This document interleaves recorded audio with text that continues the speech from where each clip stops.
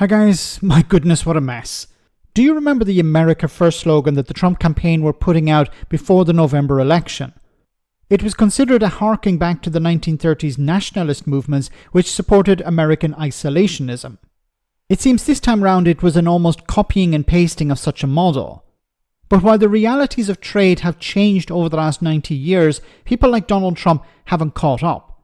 Well, now that the tariffs, the xenophobic rhetoric and actions are part and parcel of the Trump administration, it has scared talent and investment away. Therefore, a U-turn is required. Here's Secretary of the Treasury, who I believe is like the Finance Minister, Scott Bessent, tried to calm some fears. But will it work? This morning, I will explain how they can provide that leadership to build safer, stronger, and more prosperous economies all around the world. I wish to invite my international counterparts to join us in working toward these goals. On this point, I wish to be clear.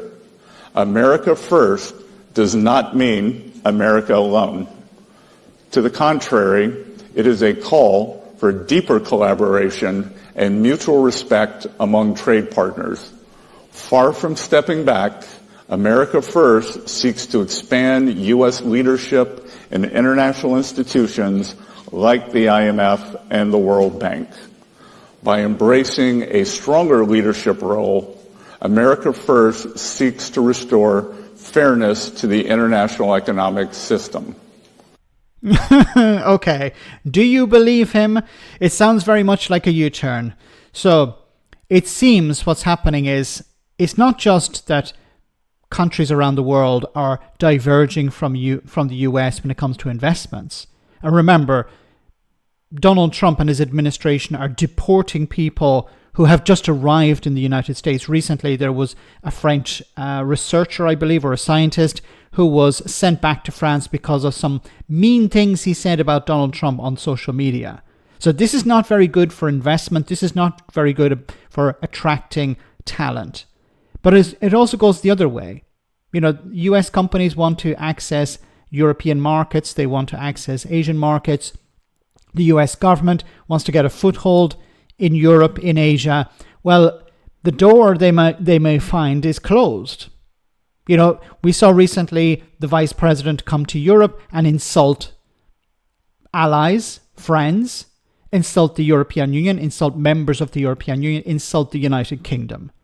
So if you come over here and then browbeat us, insult us, tell lies about us, then it's going to be difficult for American companies to access our market. And we're seeing Europe respond by imposing non-tariff barriers, ensuring, okay, if you want to play ball, you have to play by our rules.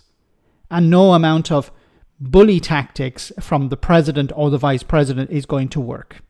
So maybe we're starting to see a bit of a softening. You know, the Treasury Secretary saying here, America first is not America alone. Although last year it was all about America alone.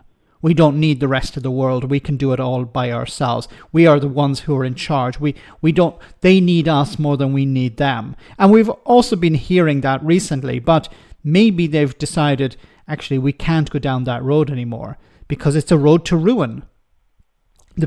Any sane voices still around Donald Trump are probably saying to him, look, we're losing money as well. Our businesses are being impacted. Elon Musk, it seems, is taking a step away from the US administration, the Trump administration, because probably his investments are going down the toilet. Look at what's happening with Tesla. Because of Elon Musk. Not because of the quality of the cars, not because of the service. You know, this is a product that's considered before this a good product, now being damaged because of the antics of its CEO. So I think we're starting to see a few cracks appear within the Trump administration. Maybe we're seeing some people not too happy, but also we're perhaps seeing some sort of pressure being applied to Trump or senior people within the administration to take a step back. You know, they want access to skilled workers for their businesses. They also want to access other markets. And Donald Trump and people around Donald Trump, the sycophants I'm talking about, they're standing in the way of that. And I think the billionaires who donated to Donald Trump's administration or Donald Trump's campaign and are part of that administration are probably a bit fed up.